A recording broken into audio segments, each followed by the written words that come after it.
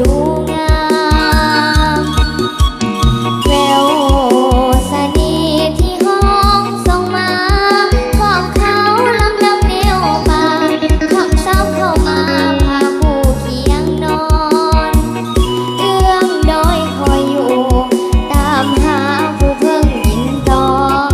ส่งกลิ่นหอมมาอ่อนหน้าอ่อนซ้อนสุขสมดวงใจ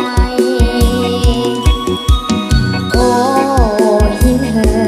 บเจ้างามเลิศกว่าสิ่งใดธรรมชาติสร้างไว้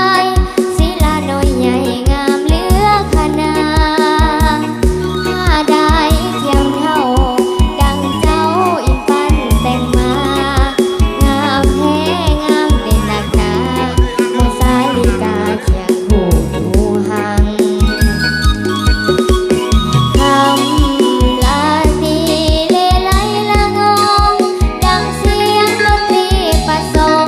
แผ่วตามสายลมอ้อยอินอ่อนซ้อนแสงจันทร์ดังหนึ่งโคมส่องเมฆไม้ดงดอนหาถิ่นแดนใดจะเหมือนหินเหิมยังเตือนฟังใจบ่ลืม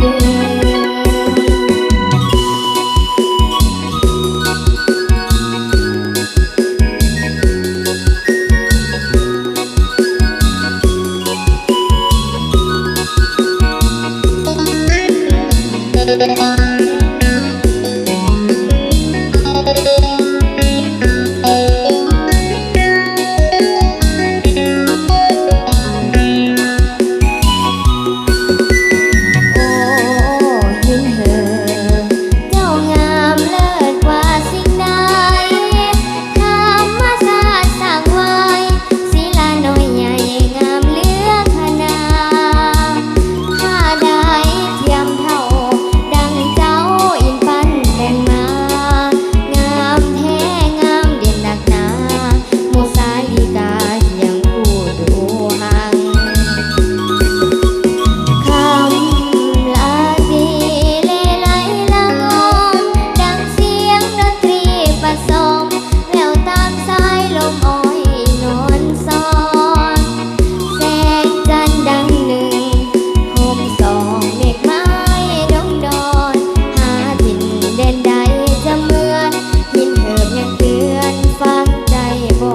ลืม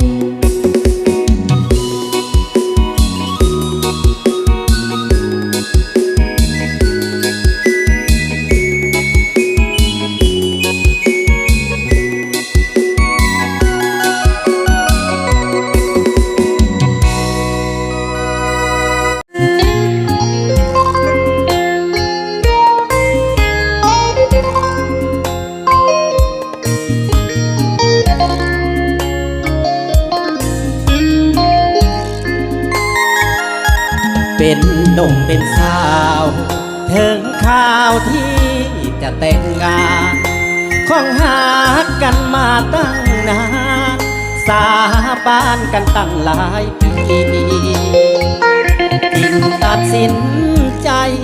แต่งกันไปตามประเพณีเฮาขออวยพรวันนี้วิวาอย่าได้มุนมองขอให้มีเงินมีคำเป็นหมื่นเป็นล้านชีวิตหลังการแต่งงานจงสุขสันต์ด้วยกันทั้งสองขอให้เดือนนี้เศรษฐกิจในแผ่นดินทองโผยภัยอย่าได้มาต้องขอความมาใครนิรันดร์ผัวทำตัวเหมือนสร้างเท่านาเมียหาคือผู้ตามมาสมกับว่าเป็นสร้างเท่าหลังสวยกันทำนาหากินเป็นกินเป็นทางสองแนวคิดอย่าเหินห่างมียัง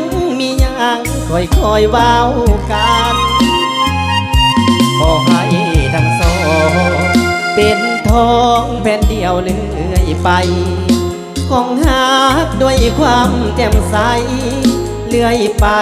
สู่กาลนา คือเท่ายอดทองกระปองยอดเพชรด้วยกันหากเดียวใจเดียวเท่านั้นสวรรค์จึงเมตตาปราณี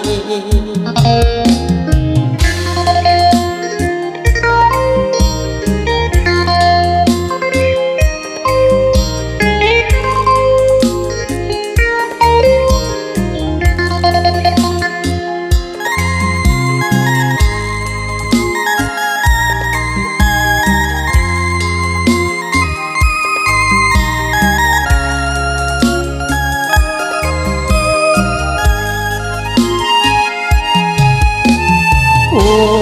วทำตัวเหมือนสร้างเท่านั้นเมียหาคือผู้ตามมาสมกับว่าเป็นสร้างเท่าหลังสวยกันทำนาหากินเป็นทินเป็นทาง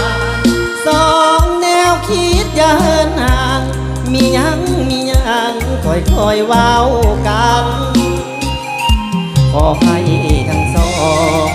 เป็นทองแผ่นเดียวเลื่อยไปของหาด้วยความแจ่มใสเลื่อยไปสู่กาลนา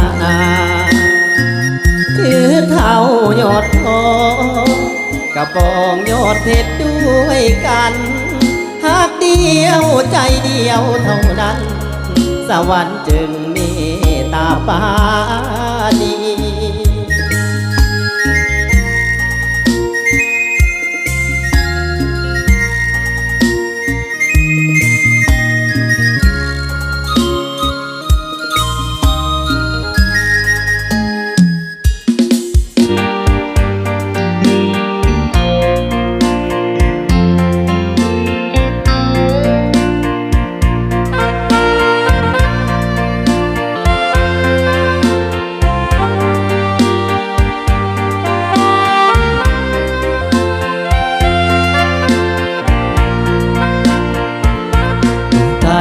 ที่มา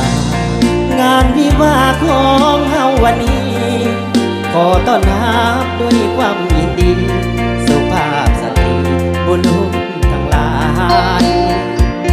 มาอวยพรใสพร้อมด้วยน้ำใจของขวัญมากมายเจ้าภาพเต่งดงทั้งสองผ่านขอบใจหลายๆที่มาอบอุ่น เจ้าภาพแต่งดองขอเชิญทุกท่านเชิญรับประทานอาหารและห่มสำราญเป็นเกียรติพวกเขาอาหารเต็มพากของแก้มสุราเครื่องดื่มมีเหล้าพวกเขาจัดหาเพื่อพวกเจ้าเชิญเลือกเอาท่านตามสบายหากมีสิ่งใดบ่ถึงใจหรือเกินคาหรือว่ามารยาว่าจะพังพาดบ่เข้มข้นห้ามตอนบ่ทันหลายสิ่งหลายอันขาดตกบกพร่องพวกเขาเจ้าภาพทั้งสองขอให้พี่น้องจงให้อภัยหลังเลิกจากงานเดินทางกลับบ้านขอให้มีโซอย่ามีทุกข์มีโซอย่ามีโลกเบียดเบียนหาวีอายุมันยืนวันคืนนอนหลับพันดีให้ถือหวยลอตเตอรี่เป็นเศรษฐีเงินล้านทุกคนอาจจะเลยจังเอามันมาสั่น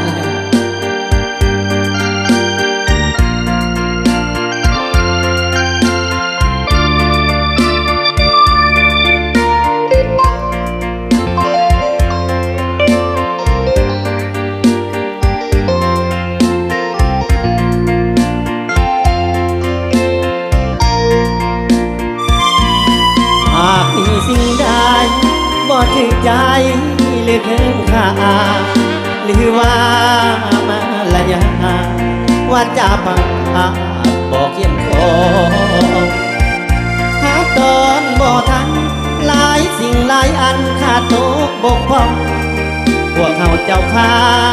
พทั้งสองขอให้พี่น้องจงให้อภัยหลังเลิกจากงานเดินทางกลับบ้านขอให้มีโซอย่ามีทุกข์มีโซอย่ามีโลกเบียดเบียนหาวีอายุมันยืนวันคืนนอนหลับฝันดีให้ถือหวยลอตเตอรี่เป็นเศรษฐีเงินล้าน